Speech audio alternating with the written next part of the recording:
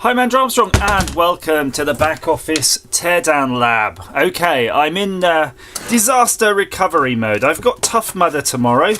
Don't think I've prepared for it as well as I could have this year, owing to the fact that I didn't really prepare for it. So that doesn't bode well. So I finally got out my Carrymore D30s, which are okay shoes actually for cross-country type running. And you can see I haven't used them since last year, so I kind of dragged them out basically to do Tough Mudder. And this is the one I repaired after the first Tough Mudder, where it sort of buckled out, a bit like this one. And this is the one I chose not to repair because I thought, no, the factory finish is good enough. Clearly, the factory finish wasn't. Now, I think I repaired it, if I recall correctly, with some sort of Yoo-Hoo Power type adhesive. But I don't have long enough now because literally I've just got a few hours to prepare. And I need to get this bonded. And if it's not going to bond, I need to sort of, I don't know, decide which of my older trainers gets some action. So what I've got here, I'm just going to make a real mess here in the back office, is some alcohol. That's me alcohol, because I want to clean this region, and alcohol isn't a great solvent, I'll admit. I'll be the first to admit it's not a great solvent for grass and mud. Soap and water is probably a best bet, but beggars can't be choosers, and I do have lashings of alcohol. So my idea is, I've got the quick setting resin from my Poundland, and this is the, it's still the Handy Andy, Tommy Walsh, not Handy Andy. I've noticed though they've recently got rid of the Tommy Walsh off the ones I've sort of seen on the shelves and sort of bought. So I don't know if Tommy Walsh is the golden boy anymore for the whole Poundland. Probably not. Just giving this a bloody good scrubbing. Just giving it a good scrubbing. That'd be my modus operandi. And you can see where I'm going with this. I'm just going to try to figure out a way. It's all very well getting the glue on there, right? We can always get the glue somewhere like that. Get a glue in the flap. That's not the hard part. The hard part is keeping the flap curtailed. Now, before I do that though, I need to have a look around the back office for inspiration. I could see if you got a bit of duct tape and you wrapped it around the toe, that might help, but no duct tape to hand. What about a clip? Ooh, the old clippy-roo. I think that's the winner, to be honest with you. And these are like the clips that come with the glue that I normally throw away. So if I had two of these, I would have been laughing. However, in my apathy, I've accidentally ruined my chances of that. Now I think I'm just going to give this one a bit of a clean as well. This was the first one because it may well be it's just about to fail on its gluing. And there's a way of me to kind of optimise that. Yeah, I don't know. I think it's probably okay. This is like Welcome to Cobbling Hour with your host and chief cobbler, Dr. Andrew Armstrong. Hi, I'm Dr. Andrew Armstrong and I am the Cobble Master. Thank you so much for joining. And today we're going to be doing a bit of mending and a bit of cobbling. How about that? Now, I'm quite cognizant that if I pull this one apart and repair it with this glue, and this glue doesn't work, I've basically created double the problem, because now I'll have two pairs of shoes which will have this stupid sticky out tongue thing. But when it comes for me to climb up Everest, which is a run up a kind of half pipe where you've got to grab the top and basically keep running up the wall like a bloody ninja, I'm not going to be able to do that, because I won't have any rubber on the tips of me toes. So that's where I'm going with that. Good. So I think we're all scrubbed up basically, and I'm going to take the knife, the blade of power, the Vorpal blade of justice, to just trim off the excess in excess.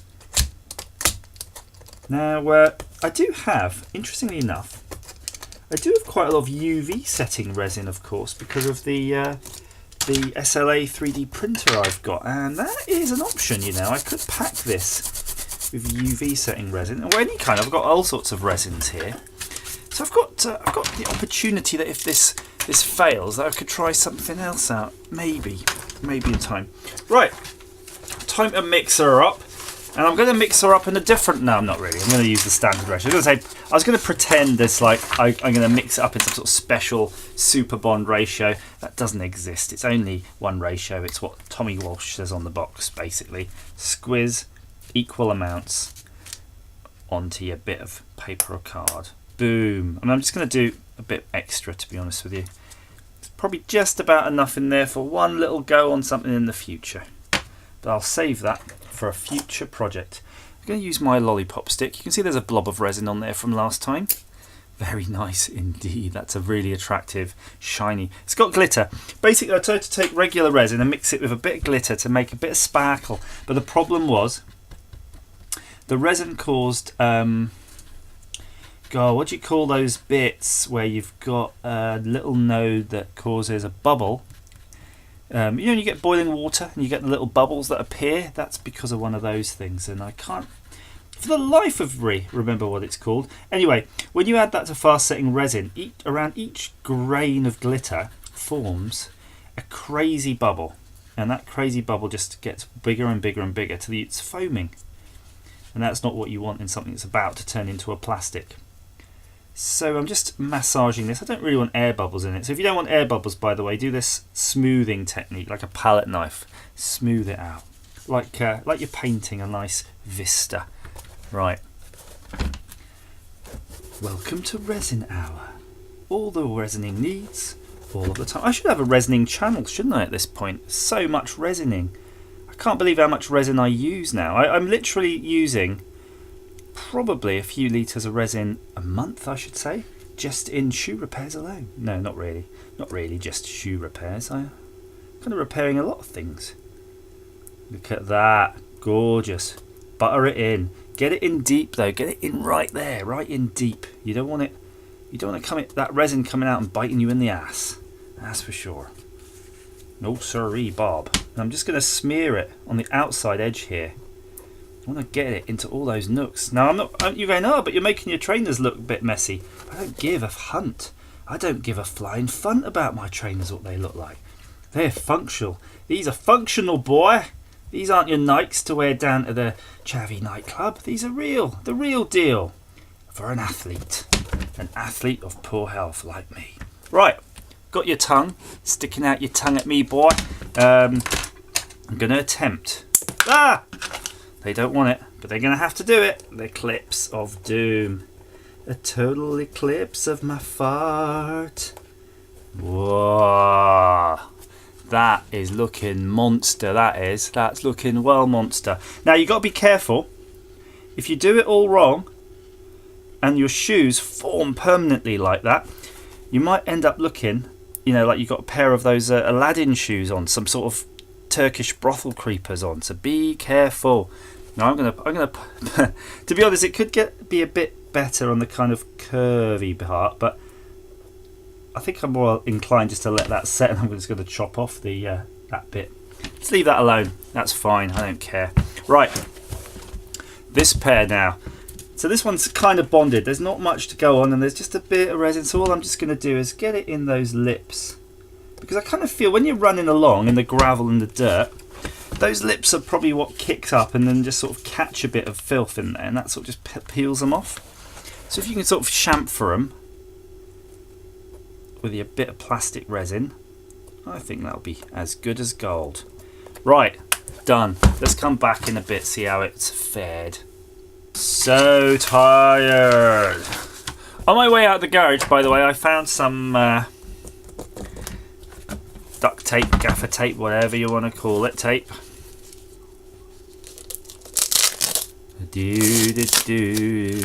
Strumming my pain with his fingers one time. I like that, look at that. It's so shiny.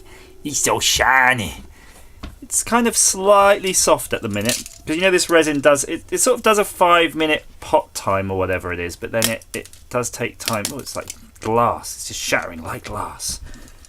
Like a heart of glass. So I'm just going to remove these shards, because that could be kind of painful if you get yourself in the ankle with this edge of sharpness. I think that's going to do the trick. I'll just leave them overnight.